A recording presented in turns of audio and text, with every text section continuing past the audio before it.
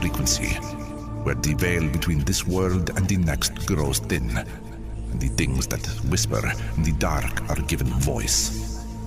From the cryptic candlelit studios, deep in the Indiana forests, your host, Matt Wilson, and his spectral producer, Juniper Ravenwood, unearth the forbidden, the forgotten, and the fearsome. So, still your heart, dim the light, and listen closely. For once you tune into the shadow frequency, you may never tune out.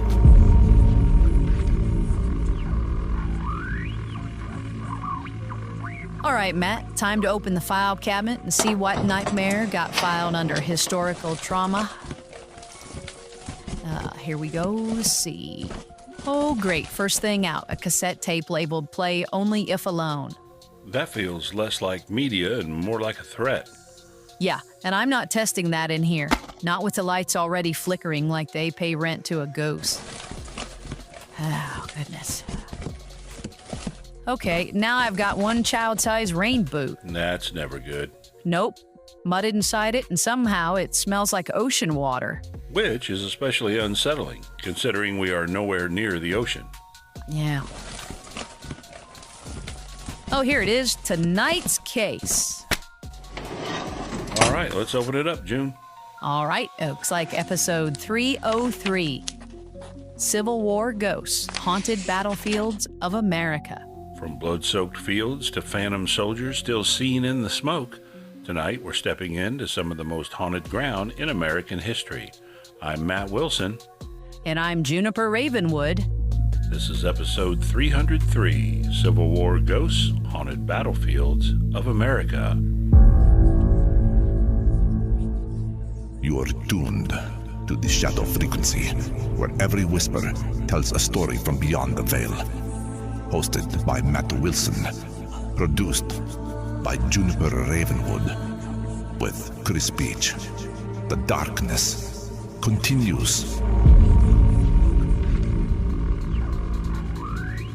Tonight's file is not about one creaking house at the end of a dirt road. It is not about one lonely widow in white staring from an upstairs window. This one is bigger than that, darker than that. Tonight, we're stepping onto ground where thousands of men died in confusion, terror, smoke, and blood, and where some people say the war never really stopped. From Gettysburg to Antietam to Chickamauga, there are fields that seem to hold on to the dead like memory got trapped in the dirt. People have reported phantom soldiers, distant gunfire, cries in the dark, drifting lights, and figures in uniform who look real right up until the second they vanish. That is exactly the kind of file I like, because it's not just haunted house creepy. It's wide open space creepy. It's that feeling you get standing in a quiet field knowing it should be peaceful, but somehow it isn't. Yeah, because tonight the haunted object might not be a building at all. It might be the land itself. So go ahead, Matt, crack open the file and take us out where the cannons may have stopped, but the echoes maybe didn't.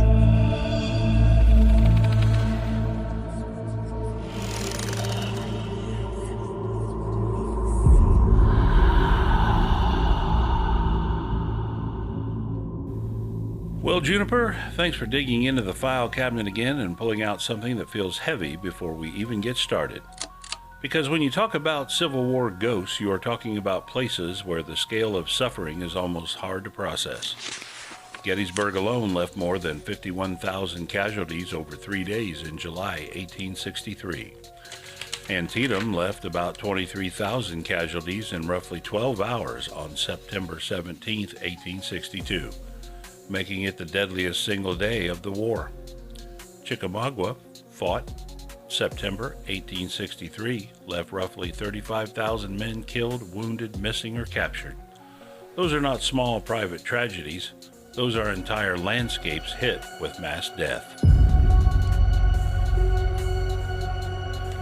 And maybe that is why the stories never really left, because some places get remembered in books and some places get remembered in the nerves. Gettysburg is probably the clearest example of that.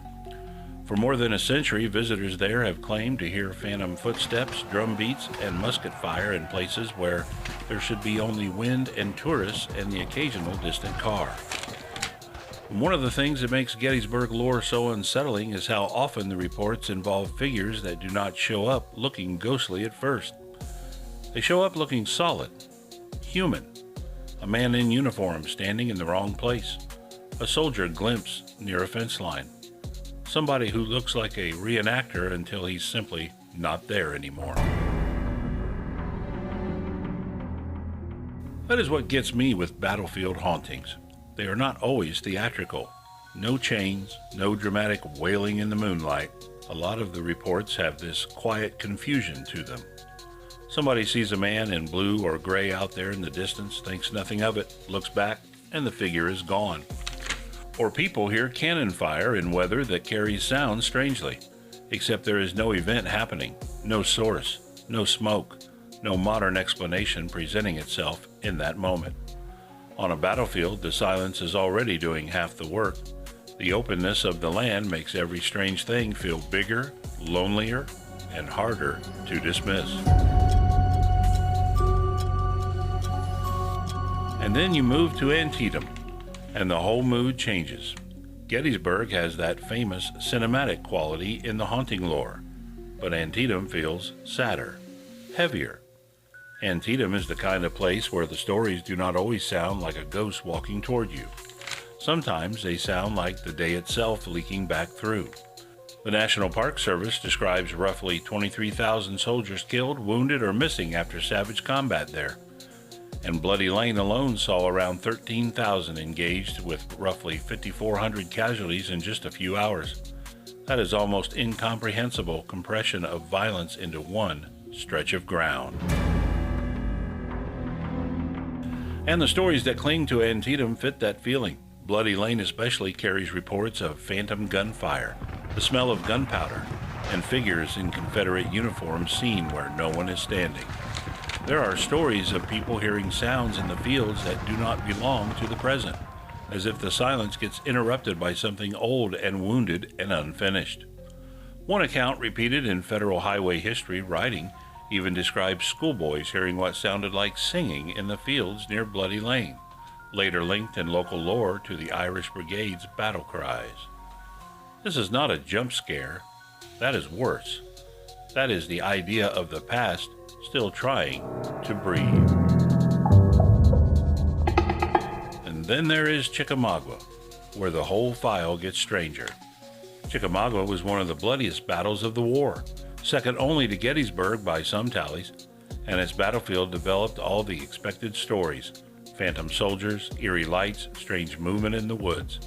But Chickamauga also has Old Green Eyes, and that legend is where standard battlefield haunting starts mutating into something more like nightmare folklore.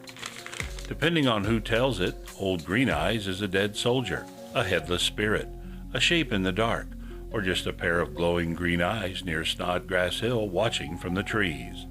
The details change, but the core image stays the same. Something on that battlefield is still out there, and it does not look entirely human anymore. That is what makes Civil War ghost lore hit so hard. These are not stories stapled onto cute little inns or tourism. These are stories attached to ground that was already broken by history. Farm lanes, stone walls, tree lines, fences, creeks, open fields where men died far from home, sometimes unidentified, sometimes buried hastily, sometimes left where they fell until the living could even begin to catch up. So when people say they hear marching where no one is marching, or catch the smell of smoke in a clean night wind, or see a soldier who disappears before they can call out to him, the stories land differently. The setting has already earned the fear. Because maybe that is the real haunting here. Not one ghost, not one face at a window, but the possibility that the Civil War left behind entire haunted landscapes, places where the violence was so concentrated, so sudden, so personal, that the land itself never went fully still again. And once you start looking at it that way, these battlefields stop feeling like preserved history and start feeling occupied. Yeah, and that's the part I don't like. The idea that the quiet is only the surface? And in the second half, we're going deeper into that surface crack. We'll talk about whether these are spirits, echoes, folklore, or something even stranger, and why old Green Eyes may be the moment this whole story turns from haunting into nightmare.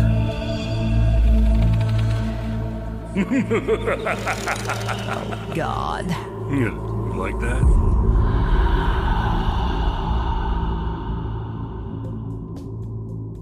All right, so far we've gone from phantom soldiers on the fields of Gettysburg to the oppressive hush of Bloody Lane, and then straight into glowing-eyed battlefield folklore down at Chickamauga, which is a lot. I'm guessing some of you are already picturing what it would feel like to stand in one of those places after sunset and hear something that absolutely should not be there. And somehow, we've still only opened the file part way. Chris has the next part ready to roll, and after that, we'll fire up the spectral cosmic message materializer and see what strange little communication drifts out of the static. Chris? Thanks, Juniper. Just a quick reminder for everybody listening, please hit that like and subscribe button on whatever app or platform you're using, because that really does help the show with the algorithms. You can keep up with us on Facebook, TikTok, YouTube, Rumble, and all the major podcast directories. Also, make sure you stop by shadowfrequencypodcast.com for our full episode archive, companion blog articles, store, show notes, and contact options, including voice messages we might use on a future episode. And if you'd like to support the show, you can buy us a coffee right there on the site. Now let's send it back to Juniper. All right, let's fire up the spectral cosmic message materializer, flipping the switches. Let's see what rattles loose from the ether. Oh, there we go, a pair of odd little notes fluttering in through the static haze. Message retrieved from Let's the unfold them void. carefully and find out what our listeners sent from the other side of the inbox. All right, first message says, "Hey, Matt and Juniper, this is Daniel from New Hampshire. I listen on Spotify and just wanted to say I've really been enjoying the Shadow Frequency. The cryptid episodes are probably my favorites. Keep up the great work, Daniel from New Hampshire." The second one says, "Hey, Matt, Juniper, and Chris, this is Laura from Texas. I listen on Pandora and really enjoy the show. My favorite topics are the UFO and conspiracy episodes. Just wanted to send the note and say, keep up the good work. Laura from Texas." Daniel, Laura, thank you both for sending those in. Daniel, I respect a strong cryptid preference. Nothing wrong with wanting something with claws, glowing eyes, or a bad attitude stomping around in the dark. Kind of sounds like Matt, actually. Hey, Laura, I'm with you too, because UFOs and conspiracies are basically the fuel rods that keep this whole weird machine glowing. We love hearing where you're listening and what kinds of cases hit artists for you. So keep those messages coming to shadowpodcast@protonmail.com. All right, Matt, let's head back out onto those battlefields and see if the dead are only part of what's still walking around out there. You are tuned to the Shadow Frequency, where every whisper tells a story from beyond the veil. The darkness continues.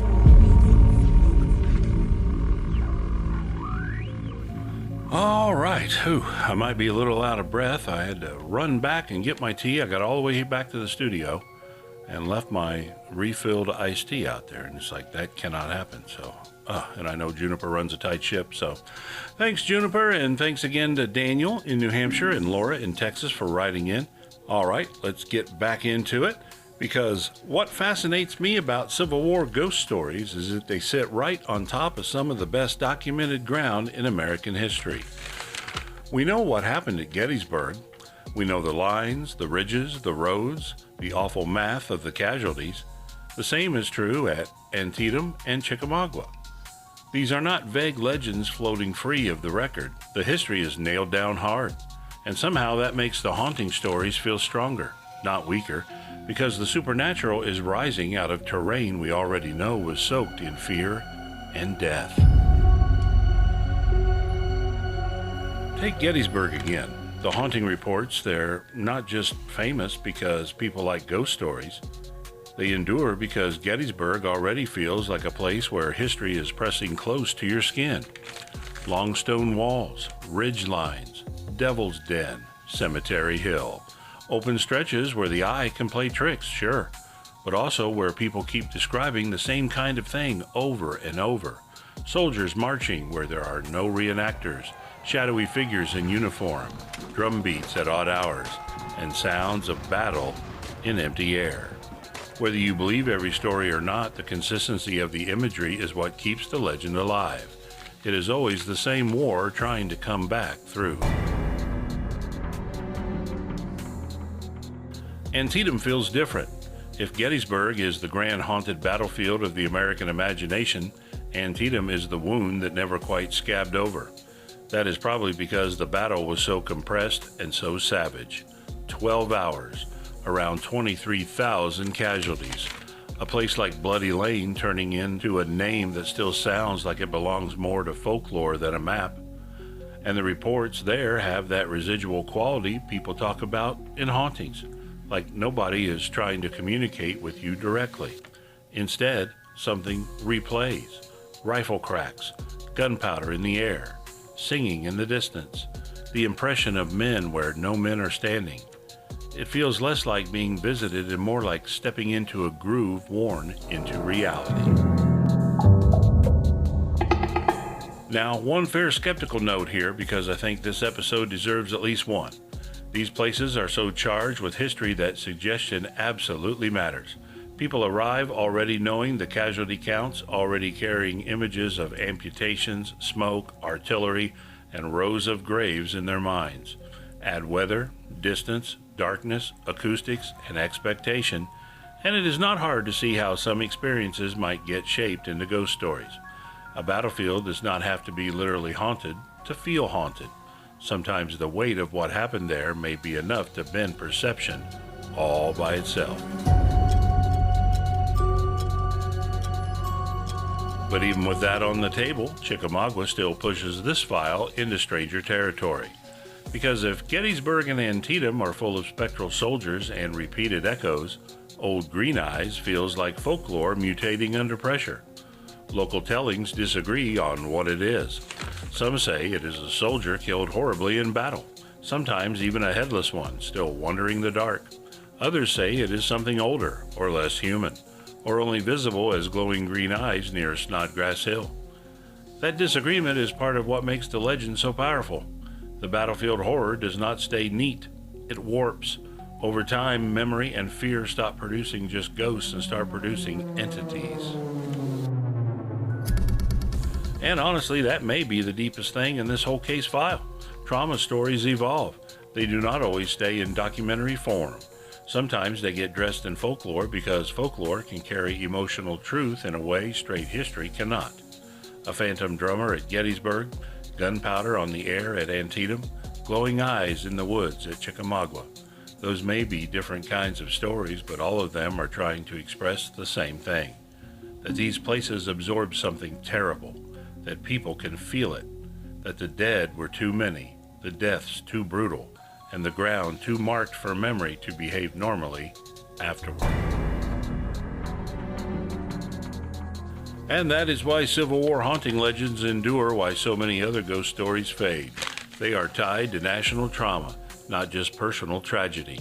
The war happened here, in fields that still exist, along roads people still drive, near creeks, woods, and farm lanes that can still go quiet at dusk in a way that makes your skin tighten. You do not have to believe every apparition story to understand why the legend survives.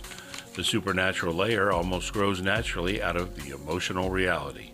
You stand in one of those places long enough, especially late in the day, and it becomes very easy to understand why people start listening too hard to the silence. So were these battlefields left with actual spirits, residual impressions, psychological afterimages? Maybe the most honest answer is that each of those possibilities tells us something. The believer hears the dead still marching, the skeptic hears history pressing on the mind, and the folklore sits right in the middle, refusing to choose. But whichever way you come at it, Gettysburg, Antietam, and Chickamauga all share the same terrible possibility. Maybe some tragedies do not end when the shooting stops. Maybe they linger in the land. Maybe they wait in the quiet. And maybe on certain nights, if the field is empty enough and the wind is just wrong enough, the war is still out there trying to find its way home. Some places are remembered, and some places remember. Yeah, and I would very much prefer those places remember from a distance. Same here, but that's what makes this one stick. The idea that the dead did not just haunt a house or a road or a bridge, they may have haunted the whole landscape. Juniper, take us on home.